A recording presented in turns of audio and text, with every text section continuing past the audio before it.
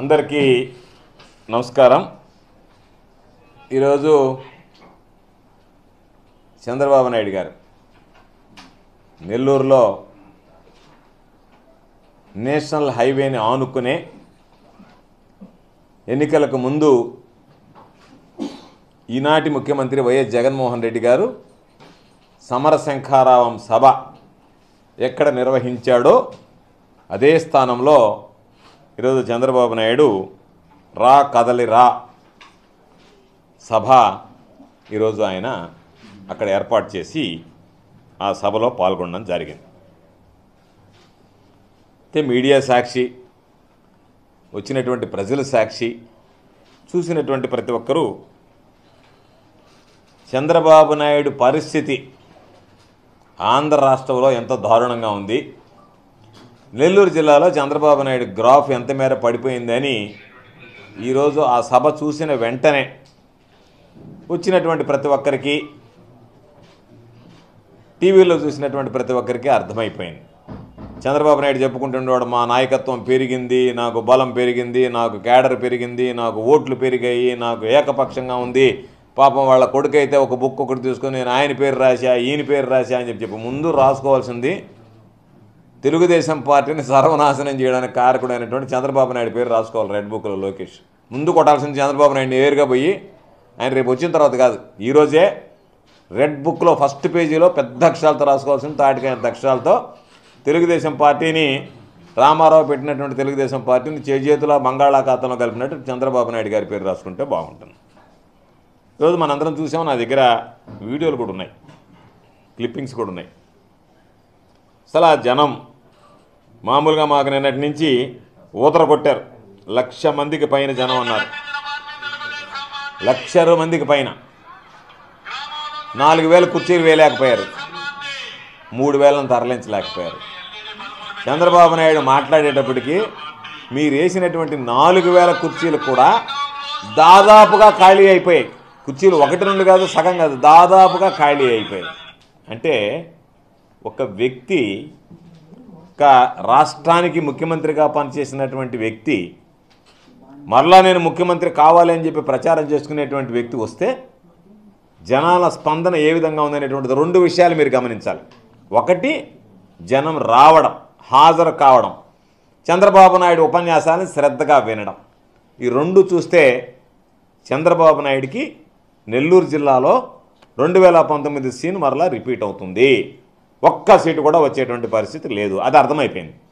రెండవది, రాష్ట్ర వ్యాప్తంగా కూడా చంద్రబాబు నాయుడు ఈరోజు పాపం అందరినీ నేను జత చేసి బలంగా రావాలనుకున్నాననేటువంటి పగటి కలలు కంటున్నాడు తప్ప చంద్రబాబు నాయుడు ఈరోజు చెప్పినటువంటి సర్వేల మాదిరిగానే ఎక్కడా చంద్రబాబు నాయుడు విజయానికి దరిదాపుల్లో లేడు, గెలవడంగా దరిదాపుల్లో కూడా లేడు అనేటువంటిది అర్థమైపోయింది. సరే, జనం రాలేదు, సభ వెలవెలపోయింది. ఒకవేళ రేపు ఎవరు ఎన్ని మాట్లాడినా, ఎన్ని రకాలుగా ప్రలోభ పెట్టడానికి ప్రయత్నం చేసినా, వచ్చినటువంటిప్పుడు ఆ జనం కూడా కాస్త మందిని చూపించే ప్రయత్నం చేశారు. ఆ తర్వాత పాపం అనుకూల మీడియా ఏదైతే ఉందో ఆ ముందుండేటువంటి 100 మందిని తప్ప ఆ 100 మందిని దాటి చూపించలేకపోయింది. దాటి చూపిస్తే ఖాళీ కుర్చీలు కనపడతాయి కాబట్టి స్పష్టంగా కనపడింది మీడియాలో. ఆ మీడియా చూపించేటప్పుడు కరెక్ట్గా తగ్గించుకుంటా వచ్చి చివరిలో చంద్రబాబు నాయుడు క్లోజ్ చేసేటప్పటికి ఆ ముందున్నటువంటి 100 మంది తప్ప, 100 మంది ముందున్నటువంటి వాళ్ళు తప్ప మిగతా వాళ్ళు కూడా చంద్రబాబు సభని, చంద్రబాబు యొక్క ఉపన్యాసాన్ని ఎంత సీరియస్గా విన్నారనేటువంటిది కూడా ఒకసారి చూడొచ్చు. పాపం ఒకడు కూర్చొని, ఎదురుగా కూర్చొని, ఒకడు ఆవిడతో బాతాకాన్ని కొట్టుకుంటా, లోపల మీటింగ్లు మాట్లాడుకుంటా, అసలు స్పందన అనేటువంటిది చంద్రబాబు నాయుడు నెల్లూరు సభకి వచ్చిందా? కాబట్టి అది స్పష్టత వచ్చేసింది దాని మీద. చంద్రబాబు నాయుడు నెల్లూరులో 0. చంద్రబాబు నాయుడు పాపం నిన్నటి వరకు నేను పెద్ద సంగతి అంటున్నాడు. చంద్రబాబు నాయుడు పరిస్థితి అర్థమైపోయింది.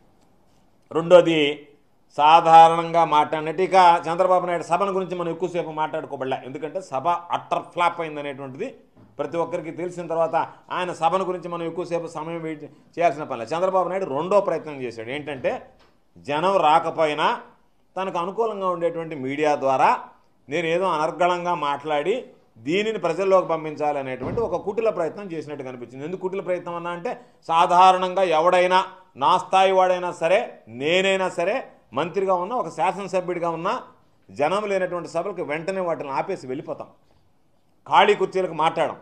కానీ చంద్రబాబు నాయుడు ఇవి ఏమీ లేదు. ఎందుకంటే చంద్రబాబు నాయుడికి సిగ్గు లజ్జ అనేటువంటిది ఏమాత్రం లేవు కాబట్టి ఆ పట్టింపులు ఎవరు నవ్వినా నాకేముందిలే, నవ్విపోదురు కాక నాకేంటి సిగ్గు అన్నట్టుగా ఖాళీగా ఉన్నటువంటి కుర్చీలతోనే ఒక దాదాపుగా గంటలు ఆయన ఉపన్యసించడం జరిగింది.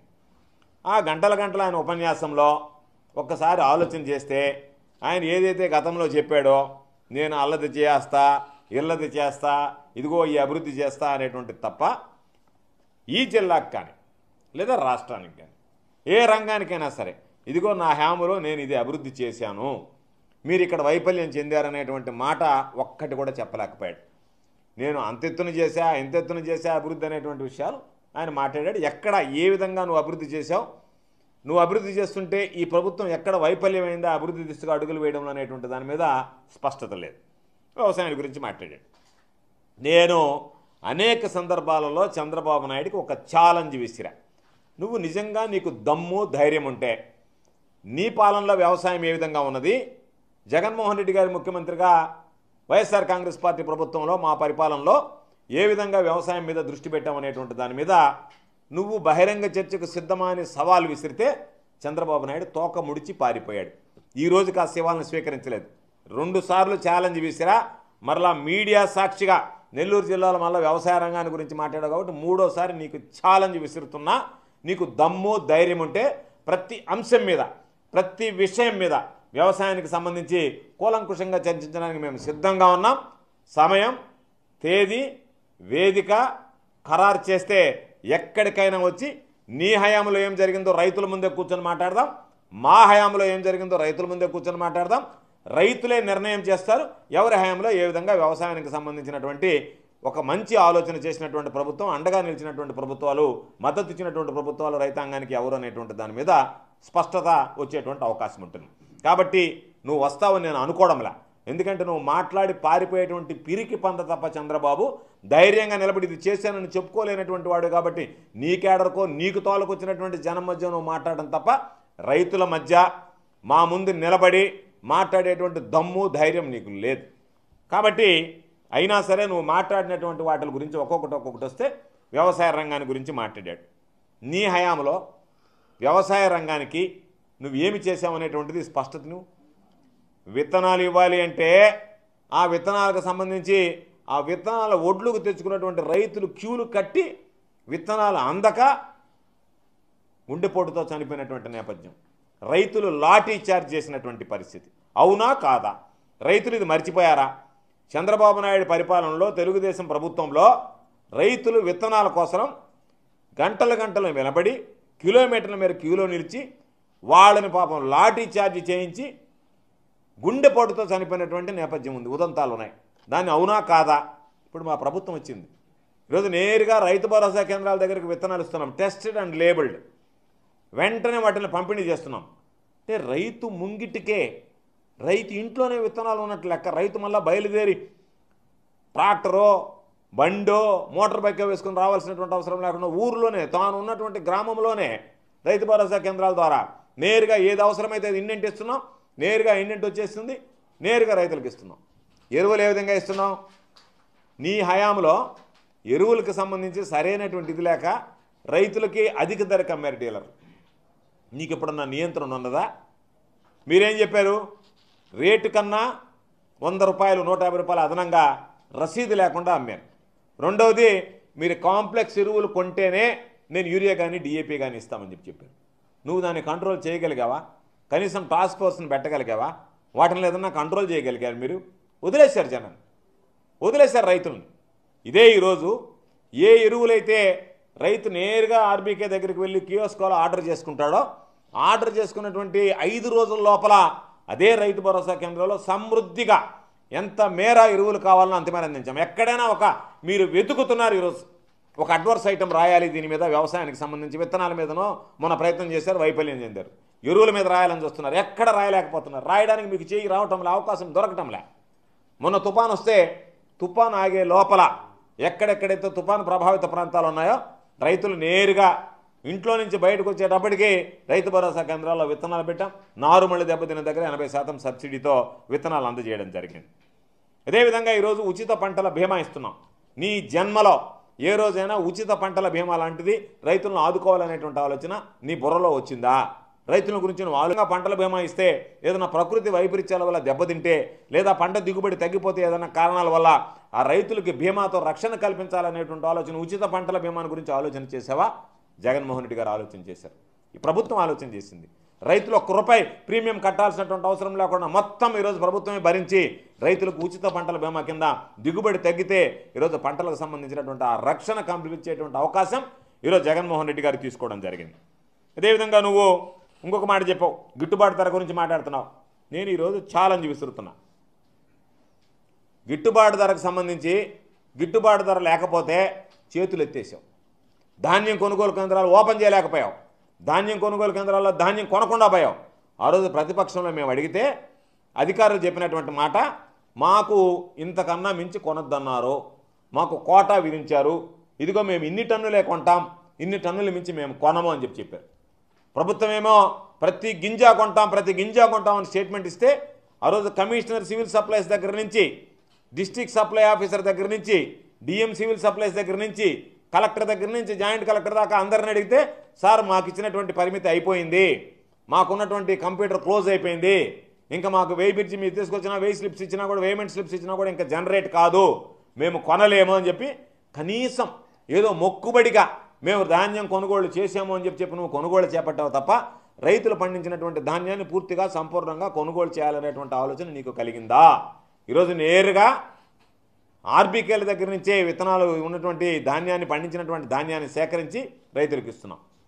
ఈరోజు ఏ రోజైతే రైతులకు సంబంధించి ప్రభుత్వం గిట్టుబాటు ధర కల్పించడానికి నిర్ణయం తీసుకునిందో, రైతులకు గిట్టుబాటు ధర ఇచ్చి తీరాల్సిందే అనేటువంటి ఆలోచనతో పనిచేసిందో, ఆటోమేటిక్గా వ్యాపారుల దృక్పథంలో మార్పు వచ్చింది, రేట్లు పెరిగాయి.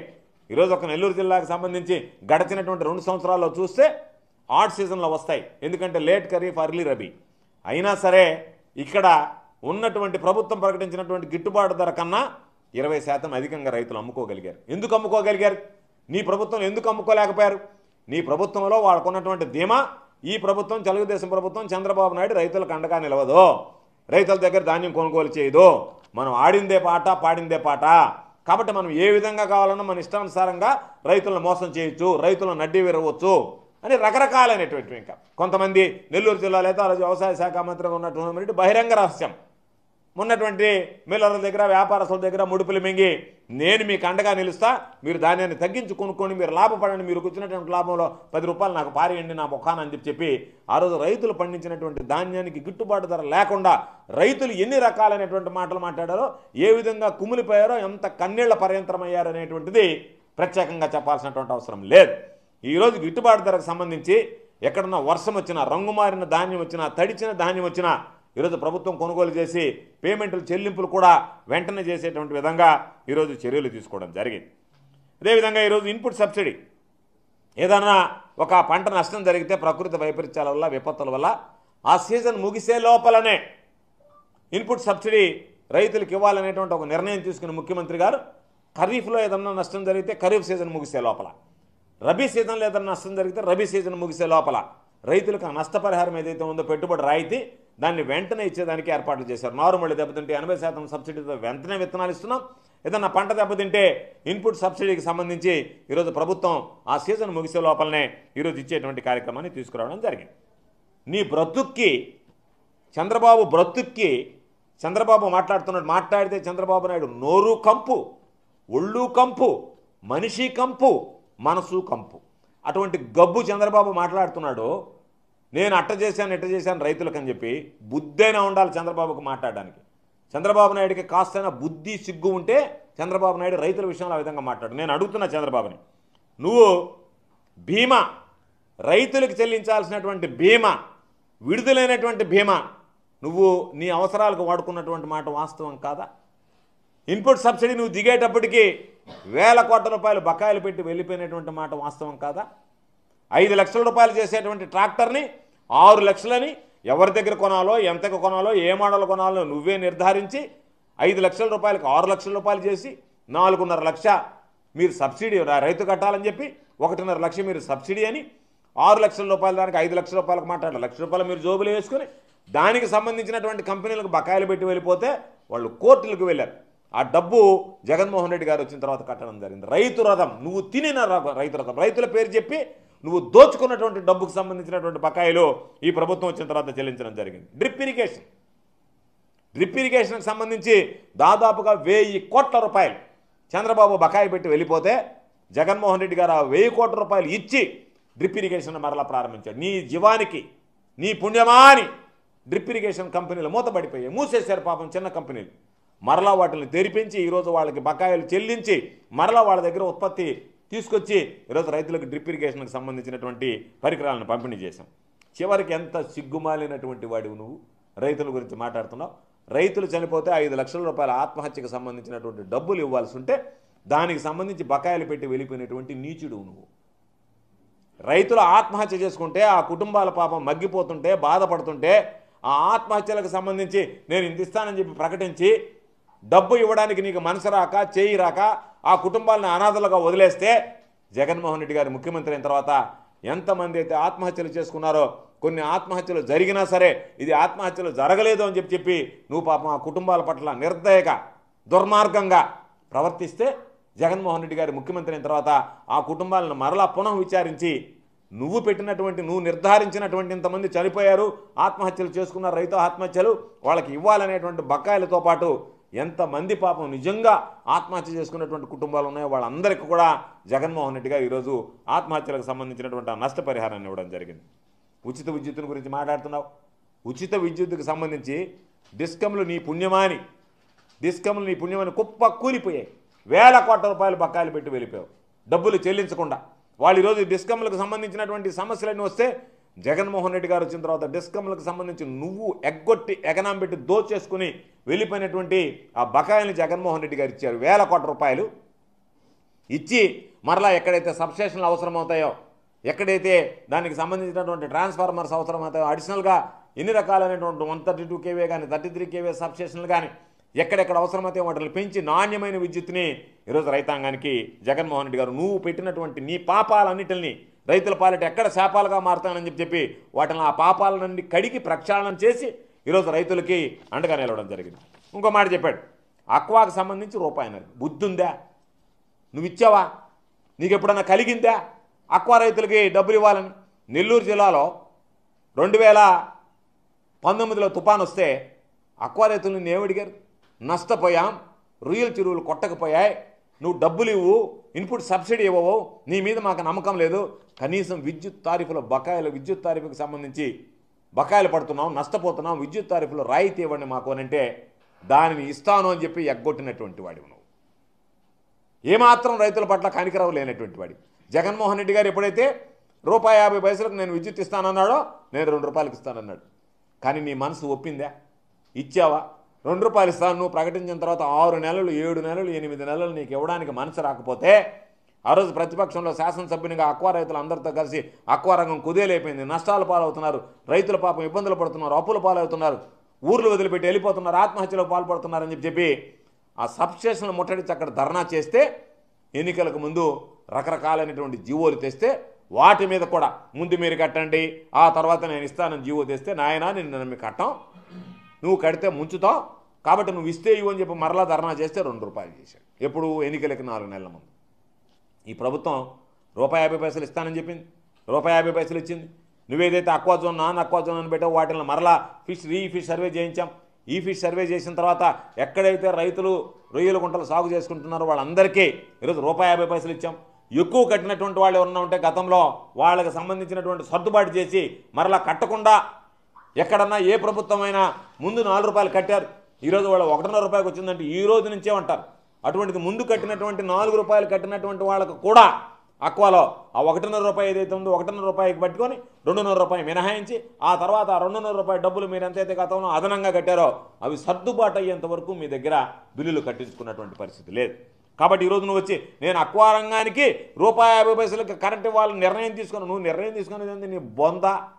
జగన్మోహన్ రెడ్డి గారు ₹50 ఇస్తా ఉంటే నీ జీవితంలో ఏ రోజైనా ఒక్క కొత్త పథకం తీసుకొచ్చావా? జగన్మోహన్ రెడ్డి గారు అమ్మఒడికి 15,000 ఇస్తే ఒక బిడ్డకి ఇస్తున్నా నేను అందరికి ఇస్తా, రైతు భరోసా 15,000 ఇస్తే నేను 20,000 ఇస్తా.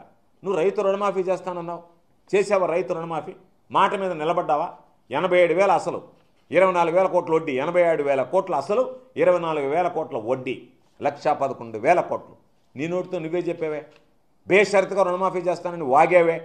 ఆ రోజు ఆర్థిక శాఖ మంత్రిగా ఉన్నటువంటి యనమల రామకృష్ణుడు 1,00,000 కోట్లైనా సరే చేసి తీరుతామన్నాడే. ఎక్కడన్నా ఒక్క రూపాయి దానికి సంబంధించినటువంటిది ఆ రోజు 50,000 రూపాయలు లోపలుంటే నేను వన్ టైం సెటిల్మెంట్ అన్నా. ఆ తర్వాత 1,50,000 అంటివి, స్కేల్ ఆఫ్ ఫైనాన్స్ అంటివి, ఇంటికొక్కరికే ఇస్తానంటివి, రకరకాలైనటువంటివి పెట్టి ఇవన్నీ కూడా వ్యవసాయ రుణాలు కాదు అని చెప్పానని, ఏదైతే రైతులు పంట రుణాలు తీసుకున్నారో క్రాప్ లోన్స్ వాటికే ఇస్తానని చెప్పి మాట్లాడితే రకరకాలైనటువంటి నిబంధనలు చేసి 5 విడతల్లో ఇచ్చేస్తానని, ఆ 5 విడతల్లో కూడా ఇవ్వకుండా నువ్వు రైతులను మోసం చేసినటువంటి నీచ చరిత్ర మీదా కాదా చంద్రబాబు? చెప్పు సమాధానం. ఈరోజు మేము చెప్పాం 12,500 4 విడతల్లో 50,000 రూపాయలు. ఈరోజు ఎంత ఇస్తున్నాం? 13,500 5 విడతల్లో 67,500. రైతులకి నీలాగా చెప్పి మోసం చేయలే జగన్మోహన్ రెడ్డి గారు. చెప్పిన దానికన్నా మిన్నగా ఇస్తున్నాం. ఈరోజు గర్వంగా చెప్తున్నాం, నువ్వు రైతుల్ని మోసం చేసి వెళ్ళిపోతే రుణమాఫీ పేరుతో మేము నువ్వు చెప్పిన దానికన్నా ఎక్కువగా గర్వంగా ఇస్తున్నాం అని చెప్పగలుగుతున్నాం. కాబట్టి వ్యవసాయ రంగాన్ని గురించి నువ్వు మాట్లాడడం అనేటువంటిది, నువ్వు మాట్లాడితే ఒకటే గుర్తుంచుకో, ఆకాశం మీద ఉమ్మేస్తే అది తిరిగి నీ ముఖానే పడద్దు అన్నటువంటి విధంగా వ్యవసాయ రంగాన్ని గురించి నువ్వు మాట్లాడడం ప్రయత్నిస్తే రైతులు నిన్ను చీకొడతారు, నీ ముఖాన్ని ఉమ్మేస్తారనేటువంటి విషయాన్ని గుర్తుంచుకో. రైతులని ఎన్ని విధాలుగా ఇబ్బందులు పెట్టాలనో, ఎన్ని విధాలుగా వాళ్ళని నాశనం చేయాలనో అన్ని విధాలుగా నాశనం చేసినటువంటి వాడివి నువ్వు. కాబట్టి రైతుల గురించి మాట్లాడేటువంటి, రైతు వ్యవసాయాన్ని ఉచ్చరించేటువంటి అర్హత కూడా చంద్రబాబు నాయుడుకి లేదు అనేటువంటిది ఈ సందర్భంగా నేను స్పష్టం చేస్తున్నాను. ఇకపోతే నెల్లూరు జిల్లా అభివృద్ధిని గురించి మాట్లాడాడు చంద్రబాబు నాయుడు. నెల్లూరు జిల్లా అభివృద్ధిని గురించి మాట్లాడేటప్పుడు అసలు జిల్లాలో నువ్వు 2014లో బాధ్యతలు, 2014లో బాధ్యతలు స్వీకరించిన తర్వాత ఏం జరిగింది? 2015లో ఉధృతమైనటువంటి వర్షం వచ్చింది, విపరీతమైనటువంటి వరదలు వచ్చాయి. వస్తే చంద్రబాబు నాయుడు కనీసం 2015 సంవత్సరంలో వరదల గురించి పట్టించుకోలే, దాని జోలికి పోలే. ఆ రోజు జరిగినటువంటి పనులకి వచ్చాడు. వచ్చామా, ఉన్నామా, వెళ్ళిపోయామా? సిగ్గైనా ఉండాలి మాట్లాడడానికి నువ్వు నెల్లూరు జిల్లా అభివృద్ధిని గురించి. నెల్లూరు చెన్నై జాతీయ రహదారికి గండి పడితే 5 సంవత్సరాలు నువ్వు ముఖ్యమంత్రిగా ఉండి నెల్లూరు చెన్నై అతి ప్రధానమైనటువంటి జాతీయ రహదారికి మరమ్మతులు చేయలేక ఆ గండిని తాత్కాలికంగా పూడ్చి శాశ్వత ప్రాతిపదికన రోడ్డు నిర్మాణం చేయలేక వెళ్ళిపోయినటువంటి పనికి మాలినటువంటి వాడివి నువ్వు, చరిత్రహీనుడు నువ్వు. 5 సంవత్సరాలు ఒక ముఖ్యమంత్రిగా పనిచేసి ఇంత ప్రధానమైనది ఉంటే కేంద్ర ప్రభుత్వంతో మాట్లాడి చేయలేకపోయావు. జగన్మోహన్ రెడ్డి గారు ముఖ్యమంత్రి అయిన వెంటనే మేము వెళ్ళి, సార్ మాకు సంబంధించినటువంటి అతి ప్రధానమైనటువంటి రహదారి, జాతీయ రహదారి ఇబ్బందులు ఉందంటే కేంద్ర ప్రభుత్వం దృష్టికి తీసుకువెళ్ళి దానిని వెంటనే నిధులు మంజూరు చేయించి, ప్లాన్స్ అప్రూవ్ చేయించి, అది శాశ్వత ప్రాతిపదికన ఈరోజు నెల్లూరు చెన్నై రహదారి ఏదైతే ఉందో జాతీయ రహదారి, అది నా నియోజకవర్గం గుండా పోతుంది. ఆ రహదారిని పునరుద్ధరించినటువంటి ఘనత వైఎస్ఆర్ కాంగ్రెస్ పార్టీ ప్రభుత్వం ఉంది, జగన్మోహన్ రెడ్డి గారిది. నీ హయాంలో జరిగినటువంటిది.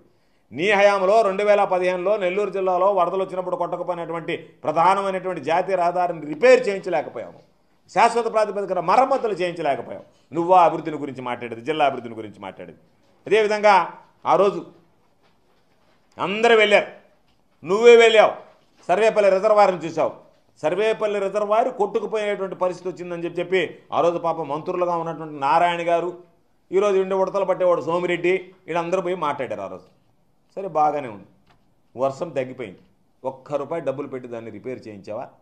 ఎన్నికల ముందు ఓ జీవో ఇచ్చారు, ₹1 దానికి సంబంధించినటువంటి డబ్బు ఖర్చు పెట్టకుండా జీవో ఇచ్చి దానికి అట్టహాసంగా ఆర్భాటంగా శంకుస్థాపన చేసి వెళ్ళిపోయారు. ఈరోజు మా ప్రభుత్వం వచ్చిన తర్వాత దానికి సంబంధించినటువంటి పనులు ప్రారంభించాం. రైతులకి జగన్మోహన్ రెడ్డి గారి పాదం జలపాదం కాబట్టి, ప్రకృతి ఎప్పుడు కరుణించి పులకరించి వర్షం వస్తుంది కాబట్టి 2 కారులు పంటలు పండించుకుంటున్నారు కాబట్టి 1 కారు పంట ఆగిపోయినప్పుడే దానికి సంబంధించి దాదాపుగా మరమ్మతులు పూర్తి చేశాం. ఈరోజు దాదాపుగా సర్వేపల్లి రిజర్వాయర్కి నీళ్లు ఆగితే వెంటనే దానికి సంబంధించి పూర్తిగా చేయడానికి, అటువంటి సర్వేపల్లి రిజర్వాయర్ ఎంతోమంది రైతులకు వరప్రదాయం లాంటిది. దానికి సంబంధించి నీ హయాంలో నువ్వు ఎప్పుడన్నా పట్టించుకున్నావా? అదేవిధంగా చెప్తాం, సంగం నెల్లూరు బ్యారేజ్, నువ్వు ఎంతసేపటికి పాడిందే పాట ఆడిందే ఆట అన్నట్టుగా నేను సంగం నెల్లూరు బ్యారేజ్లు 70% పూర్తి చేశా, 80% పూర్తి చేశా. ఎందుకు ఆ కొరవ 20%, 30%, 10% పూర్తి చేయలేకపోయావు? ఎందుకు నిధులు ఇవ్వలేకపోయావు? కారణం ఏమిటి? నీకు నిజంగా రైతుల పట్ల చిత్తశుద్ధి ఉంటే నెల్లూరు జిల్లాకు సంబంధించి పెన్నార్ డెల్టా మోడరైజేషన్ కింద బ్రిటిష్ కాలం నాటి కట్టినటువంటి సంగం నెల్లూరు బ్యారేజీలని పునర్నిర్మించాలనేటువంటి ఆలోచనతో రాజశేఖర రెడ్డి గారు శంకుస్థాపన చేస్తే, రాజశేఖర రెడ్డి గారి ముందు ఎవరూ పట్టించుకోకపోతే, రాజశేఖర రెడ్డి గారు శంకుస్థాపన చేస్తే, రాజశేఖర రెడ్డి గారు ఈ లోకాన్ని వదిలి వెళ్ళిపోయిన తర్వాత ఏ ప్రభుత్వం పట్టించుకోలేదు, నువ్వు అంతకన్నా పట్టించుకోలేదు అనేటువంటిది స్పష్టం చేయాల్సినటువంటి అవసరం ఉంది రైతాంగానికి. ఈ ప్రభుత్వం అధికారంలోకి వచ్చిన తర్వాత నిధులు ఇచ్చి పూర్తి చేసి దాన్ని ప్రారంభిస్తే మీరేం మాట్లాడుతున్నారు? 80% మా హయాంలో అయింది, మిగతా ఆ 20% ఎందుకు చేతగాని దద్దమ్మలాగా చవటలాగా ఉండిపోయావు చంద్రబాబు? నువ్వు పూర్తి చేసి ఉండాల్సింది. ఏమి నీ దగ్గర నిధులు లేవా అంటే, నీరు చెట్టు కింద అనవసరమైనటువంటి పనులకి వేల కోట్ల రూపాయలు నీకు సంబంధించినటువంటి నాయకులు కార్యకర్తలు దోపిడీ చేశారు రైతుల పేరుతో. ఎప్పుడన్నా రైతుల్ని అడ్డపెట్టి దోచుకున్నటువంటి ప్రభుత్వం ఏదన్నా ఉందంటే నీ హయాంలో పనిచేసినటువంటి తెలుగుదేశం ప్రభుత్వం తప్ప, రైతులకి అండగా నిలవకుండా రైతుల పేరు చెప్పు దోచుకున్నటువంటి ప్రభుత్వం, రైతుల సంక్షేమాన్ని విస్మరించినటువంటి ప్రభుత్వం.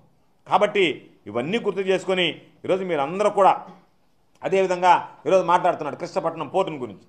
ఈరోజు కృష్ణపట్నం పోర్టు వాళ్ళకి సంబంధించినటువంటి వాళ్ళు ఇచ్చారు. ఏమని ఇచ్చారు? అయ్యా మేము కంటైనర్ టెర్మినల్ మూయడం లేదు, కంటైనర్ టెర్మినల్ సంబంధించి మూసేటువంటి ఆలోచన మాకు లేదు, మూసే పరిస్థితి లేదు, ఇంకా మేము అభివృద్ధి చేయడానికి సిద్ధంగా ఉన్నాం. కాబట్టి మేము ఎవరికి కూడా పోర్టు తరఫున మెయిల్స్ పెట్టలేదు, మాకు సంబంధం లేనటువంటి విషయాన్ని మీరు అనవసరంగా మాట్లాడి రాద్ధాంతం చేస్తున్నారని చెప్పి కృష్ణపట్నం పోర్టు సీఈఓకి సంబంధించి మొన్న ఒక మ్యాటర్ పంపించాడు వాట్సాప్లో. ఈరోజు అఫీషియల్గా ప్రెస్ మీట్ పెట్టి లేఖ విడుదల చేసి ఆయన మాట్లాడడం కూడా జరిగింది. మీరు అనుకున్నట్టుగా మీకు ఏదన్నా ఉంటే రాజకీయ రకమైనటువంటి వాటిని చూసుకోండి, కానీ మా పోర్టు మీద మీరు విమర్శలు చేసేటువంటి పని లేదు. మేము కంటైనర్కి సంబంధించి ఏది తరలించాం, మీరు ఎవరైనా వచ్చి చూసుకోవచ్చు. కంటైనర్ సర్వీసెస్ ఉంటాయి, కార్గో సర్వీసెస్ ఉంటాయని చెప్పి ఆయన స్పష్టంగా ఈరోజు సోమిరెడ్డి లాంటి ఉడతలు పట్టే వెధవలు మాట్లాడేటువంటి మాటలకు చెప్పుతో కొట్టినట్టుగా ఇచ్చినటువంటి సమాధానం. కాబట్టి లేనటువంటి దాన్ని ఉన్నట్టుగా, జరగనటువంటి దాన్ని జరుగుతున్నట్టుగా ఏదో లాలూచిపడి నీచ రాజకీయాల కోసం పాల్పడుతూ ఎవడే చెప్పేటువంటి మాటలు విని. ఎందుకంటే నీ పక్కన ఉన్నటువంటి వ్యక్తులు ఎవరున్నారో ఒకసారి అటు ఇటు తిరిగి చూసుకుంటే నీకు జరిగేటువంటిది. అది సోమిరెడ్డి అనేవాడు నియోజకవర్గంలో 4 సార్లు తరిమేస్తే జనాలు ఈరోజు సిగ్గుపడా ఇలా చెప్పారు. నిన్న సోమిరెడ్డి నేను జనాన్ని బ్రహ్మాండంగా తరలిస్తానని చెప్పి 25,000 మందిని తరలిస్తానని చెప్పి పాపం మీరు ఆయన మాటలు నమ్మి ఆయనకి ట్రాన్స్పోర్టేషన్ గిన్స్పోర్టేషన్ ₹1 కోటి డబ్బులు ఇచ్చారు. ₹1 కోటి జోబులు వేసుకుని ₹1 ఖర్చు పెట్టాడు సోమిరెడ్డి. చెప్పానండి, నేను ఈరోజు దారిలో వెళ్ళా, మీడియాలో ఎక్కడన్నా సోమిరెడ్డి జనాన్ని తరలించాడు రా కదలరా సభకి, సోమిరెడ్డి ముఖం చూసి జనం వచ్చేవాడు సర్వేపల్లిలో ఎవరన్నా ఉన్నారా? సర్వేపల్లికి జనం పలుకుతారా సోమిరెడ్డికి? అటువంటి వాడిని పక్కన పెట్టుకొని ఆయన ఏదో మహానాయకుడు లాగా అతనేంది జిల్లా గురించి మాట్లాడలేకపోయాడు, వ్యవసాయం గురించి మాట్లాడలేకపోయాడు, రైతుల గురించి మాట్లాడలేకపోయాడు, అభివృద్ధి కార్యక్రమాల గురించి మాట్లాడలేకపోయాడు, సంక్షేమ కార్యక్రమాల గురించి మాట్లాడలేకపోయాడు. ఏదో ఒక విధంగా నా మీద బురదలాలనేటువంటి ఆలోచన చేసేటువంటి ఆ పనికి మాలిన బృందాన్ని పక్కన పెట్టుకుని ఊరేగడం తప్ప, నువ్వు ఈరోజు మేము అడుగుతున్నావు, నువ్వు సంక్షేమ కార్యక్రమాలు ఏం చేసావు చెప్పు, అభివృద్ధి కార్యక్రమాలు ఏం చేసావు చెప్పు, ఈ జిల్లాను ఏం అభివృద్ధి చేసావు చెప్పు. నువ్వు వచ్చినప్పుడు ఏం చెప్పాలా? ఈ జిల్లా అభివృద్ధిని గురించి ముందు మాట్లాడాలి. ఇదిగో ఈ జిల్లాను నేను ఈ విధంగా అభివృద్ధి చేశా, ఇంకా అభివృద్ధి చేయడానికి ప్రణాళికలు ఉన్నాయి, జగన్మోహన్ రెడ్డి గారు ఇదిగో నేను చేసినటువంటి అభివృద్ధి ఇక్కడ కుంటుపడింది, అది చెప్పలేకపోయి వైఫల్యం చెందావు. కానీ సంక్షేమ కార్యక్రమాలు ఏదైనా చేసావా? ఏమీ చేయలేకపోయి. ఈ జిల్లాలో నువ్వు చేసినటువంటి సంక్షేమ కార్యక్రమాల కన్నా ఈ రాష్ట్రంలో కానీ ఈ జిల్లాలో కానీ జగన్మోహన్ రెడ్డి గారి ప్రభుత్వంలో బ్రహ్మాండంగా అమలవుతున్నాయి. కాబట్టి ఇవన్నీ విడిచిపెట్టి నీకు గనక నేను చర్చించగలను, వ్యవసాయం గురించి కానీ ఇతర విషయాల గురించి కానీ నాకు చర్చించేవి ఉంటే నువ్వు సిగ్గుపడాలి. ఈరోజు నీ సభ ఎంత పేలవంగా జరిగింది, అదే నిన్న జగన్మోహన్ రెడ్డి గారు సభ పెడితే సిద్ధం ఎంత బ్రహ్మాండంగా జరిగింది. అది పక్కన పెడితే ఎన్నికలకు ముందు జగన్మోహన్ రెడ్డి గారు సమరశంఖారావం అక్కడ సభ పెడితే నువ్వు ఈరోజు ఏర్పాటు చేసినటువంటి దానికి 10 రెట్లు ఆ రోజు మేము ఏర్పాట్లు చేశాం. ఏర్పాట్లు చేస్తే హైవే దగ్గర దాకా జనం నిలబడ్డారు. ఈరోజు నువ్వు పరిమిత సంఖ్యలో బారికేళ్లు కడితే నీకు జనం వెలవలపోయారు. ఆ రోజు జగన్మోహన్ రెడ్డి గారు వస్తున్నాడని చెప్పి వదిలేస్తే నేషనల్ హైవే దాదాపుగా వెనక ఉన్నటువంటి నేషనల్ హైవే దాకా జనం నిలబడ్డారు. భయపడ్డాం, ఏమైనా ప్రమాదాలు జరుగుతాయమని అని చెప్పి ఆ రోజు పోలీసులు సరైనటువంటి భద్రత ఇవ్వలే నీ ప్రభుత్వంలో. అయినా భయపడి పదే మైకులో చెప్పి మీరు ముందుకు రండి, హైవే మీద నిలబడకండి అని చెప్తే హైవే మీద నిలబడేటువంటి జనాలు, హైవేని వదిలిపెట్టి హైవే మధ్య ఉన్నటువంటి డివైడర్ల మీద నిలబడేటువంటి జనాలు ఆ రోజు. ఈరోజు నీ ముఖం చూడడానికి, నిన్ను చూడడానికి, నీ అందం చూడడానికి కనీసం 100 మంది కూడా లేరంటే సిగ్గుపడి నేరుగా ఇదిగో ఈ జనాన్ని చూసిన తర్వాత ఇంక తెలుగుదేశం పార్టీ అధ్యక్షుడిగా నేను కొనసాగదలుచుకోలేదని చెప్పి వెళ్ళిపోవాల్సినటువంటి నువ్వు సిగ్గు లేకుండా మళ్ళీ పత్తిపాడులో మీటింగ్ అని చెప్పిపోయావంటే నీ నీచమైనటువంటి బుద్ధి బయటపడుతుంది. జనాలు మరొకసారి నీకు బుద్ధి చెప్పడానికి సిద్ధంగా ఉన్నారు. 2024 ఎన్నికలతో చంద్రబాబు నాయుడు తెలుగుదేశం పార్టీ ఈ రాష్ట్రంలోనే కనుమరుగైపోవడం ఖాయం అని చెప్పి సందర్భంగా తెలియజేస్తా. మరలా చంద్రబాబు నాయుడికి చివరిగా చెప్పేది, నీకు దమ్ము ధైర్యం ఉంటే రైతుల విషయం మీద, వ్యవసాయం మీద వ్యవసాయ శాఖ మంత్రిగా నేను చర్చించడానికి సిద్ధంగా ఉన్నా, నీకు సవాల్ విసురుతున్నా. నా సవాలును స్వీకరించి నువ్వు ఎక్కడైనా నీ ఇష్టం వచ్చిన తేదీ, నీ ఇష్టం వచ్చినటువంటి సమయం, వేదిక నువ్వు ఏర్పాటు చేస్తే అక్కడికి వచ్చి ఈ ప్రభుత్వం ఏం చేసింది, నీ ప్రభుత్వం ఏం జరిగింది అనేటువంటి వ్యవసాయ రంగం మీద చర్చకు సిద్ధంగా ఉన్నా. నన్ను సవాల్ విసురుతూ నువ్వు ఆ సవాళ్ళను స్వీకరించి ముందుకు రావాలని చెప్పి నేను కోరుకుంటున్నా.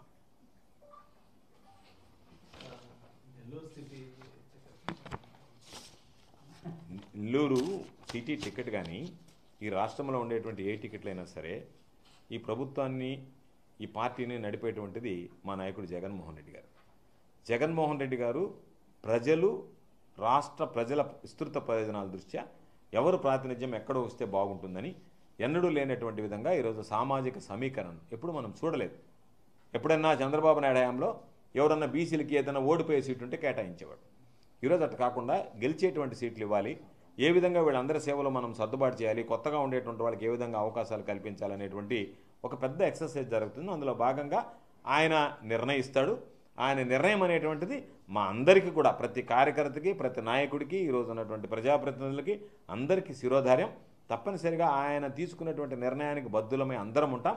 కాబట్టి ఈరోజు సర్వేపల్లి కానీ మరొకటి కానీ ఎవరైనా సరే మీరు పోటీ చేయండి అంటే మేము పోటీ చేయడానికి సిద్ధంగా ఉంటాం. లేదు మీరు ఒకరికి సహకరించండి అంటే ముఖ్యమంత్రి గారు మా సేవలను ఏ విధంగా ఈ పార్టీకి ఆయన వినియోగించుకోవాలనుకుంటాడో ఆ విధంగా ఆయన వినియోగించుకుంటాడు. ఆ విధంగా వినియోగించే ఆయన కోరినటువంటి విధంగా మా సేవలు అందించడానికి ఈ జిల్లాలో ఉండేటువంటి అందరం ఏకత్రాటి మీద సిద్ధంగా ఉన్నాం.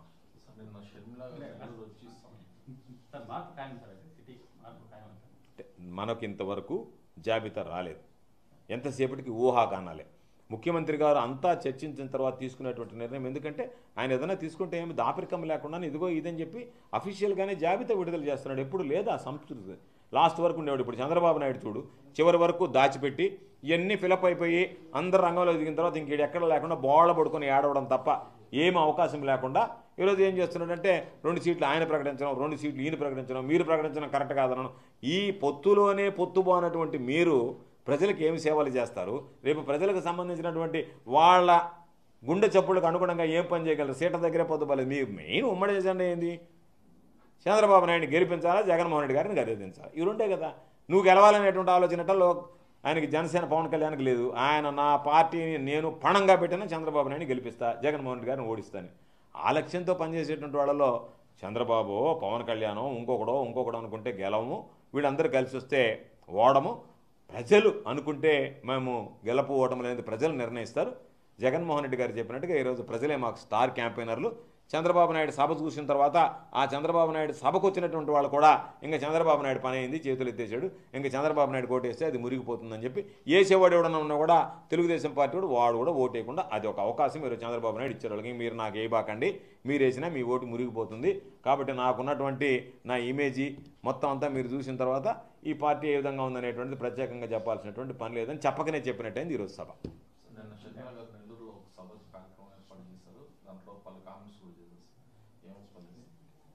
అంటే షర్మిలమ్మ ఆమె కామెంట్స్ని గురించి ఒకటే, ఆమె ఆలోచన విధానాన్ని చూస్తే నాకు అనిపించింది చంద్రబాబు నాయుడిని ముఖ్యమంత్రిని చేయాలనేటువంటిది ఆమె హిడెన్ అజెండా.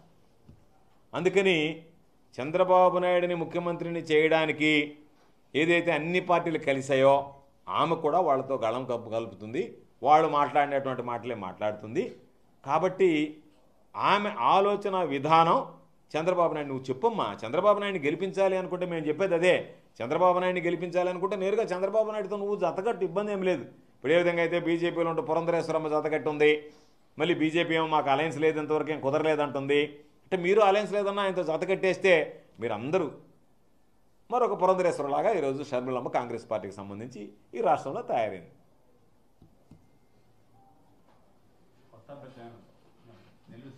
బొచ్చేడు మంది ఉండరు అభ్యర్థులు, ఎక్కడ కూడా 175 సీట్లకు కానీ 25 ఎంపీలకు కానీ మాకేవ్వండి అని అలిగేవాళ్ళు, బాధపడేవాళ్ళు, ఆవేళన చెందేవాళ్ళు.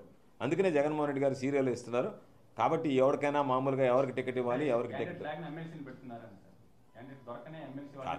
ఎవరైతే గతంలో టికెట్ ఆశించారో, టికెట్ ఆశించి టికెట్ పొందలేకపోయారో, పార్టీ పాపం ఏ రోజైతే కష్టకాలంలో ఉన్నప్పుడు జెండాను భుజాన్ని వేసుకుని మోసారో వాళ్ళందరికీ గుర్తించి ఎమ్మెల్సీ పదవులు ఇచ్చాడు. ఆ ఎమ్మెల్సీ పదవులు ఇచ్చాడు.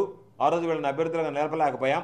ఈరోజు మనకు అవకాశం వచ్చింది కాబట్టి అదే ఎమ్మెల్సీ అభ్యర్థులు ఈరోజు మరలా ఎమ్మెల్యే అభ్యర్థులుగా చేయాలనేటువంటి ఆలోచన చేశాడు. అంతే తప్ప అభ్యర్థులు లేక ఎమ్మెల్సీలు పెట్టడం కదా. ఆ రోజే ఎమ్మెల్సీలుగా ఇచ్చినటువంటి వాళ్ళందరూ పాపం పార్టీకి అభ్యర్థులు మేము అని పాపం కొంతమంది తిరిగారు, ప్రచారం చేసుకున్నారు. ప్రచారం చేసుకున్న తర్వాత కూడా మీకు పార్టీ టికెట్ ఇవ్వలేకపోతున్నామంటే కొంతమంది విభేదం ఉండొచ్చు. మెజారిటీ సభ్యులు మీ నిర్ణయం మా శిరోధార్యం మాకని పాపం కొనసాగారు. ఏ వ్యక్తులైతే ఆ రోజు పార్టీ టికెట్ ఇచ్చి సమన్వయకర్తలుగా నియమించి వాళ్ళకి ఏదైనా కారణాల వల్ల ఆ రోజు మేము టికెట్ ఇవ్వలేకపోయామో వాళ్ళని ఎమ్మెల్సీలు చేశాం, గౌరవించాం. ఆ వ్యక్తులకు మరలా అవకాశం వచ్చినప్పుడు ఈరోజు టికెట్ ఇచ్చేటువంటి కార్యక్రమాన్ని జగన్మోహన్ రెడ్డి గారు చెప్పండి.